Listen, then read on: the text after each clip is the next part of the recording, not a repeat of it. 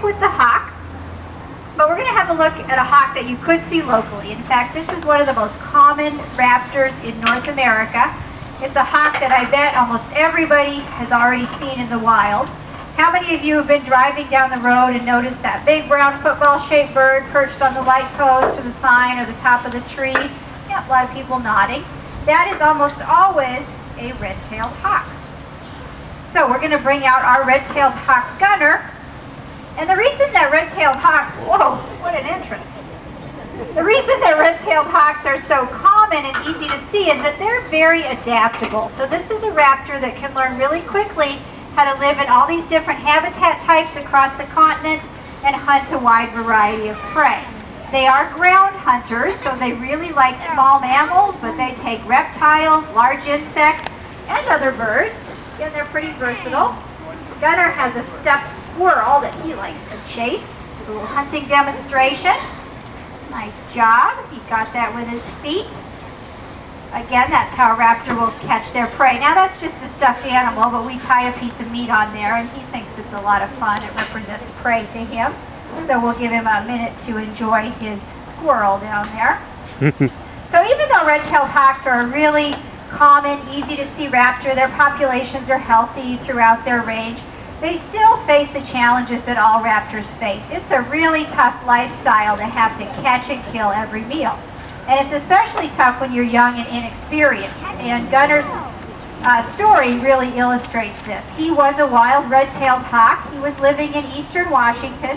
It was his first summer. And he was out hunting along the road. They do that because it's pretty easy, productive hunting, but it's also very dangerous. And he learned that the hard way. He was struck by a vehicle. Unfortunately, that's not uncommon.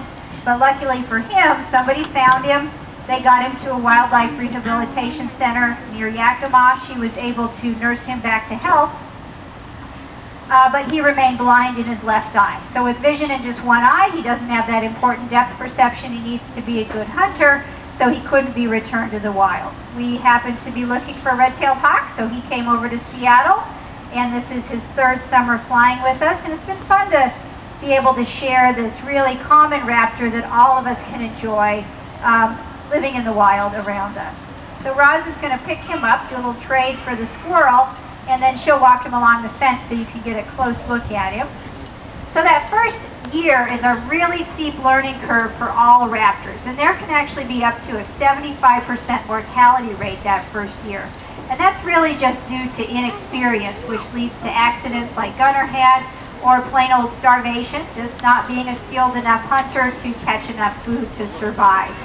And that's in decent habitat, but when when there's changes to the habitat, that number can go up. Even fewer raptors will live to be adults and to breeding age. And a new change to some red-tailed hawk habitat, especially in open country like eastern Washington, is the development of wind farms. So if you've been east of the Cascades lately, you've probably noticed those large wind turbines showing up on the horizon. That's often good raptor nesting habitat. So Woodland Park Zoo has actually teamed up with the Department of Fish and Wildlife, and we go over there every spring. We do observation on these wind farms, watching birds like red-tailed hawks, Swainson's hawks, even golden eagles sometimes, and we record how those birds are interacting with those turbines. At this point, we're just collecting data. Hopefully that'll be used in the future for the best possible placement for these wind farms with the lowest impact on wildlife. It's great to have these green, renewable forms of energy, but any form of energy has some impact on the environment. And really the best thing we can all do today and every day is just use a little bit less electricity.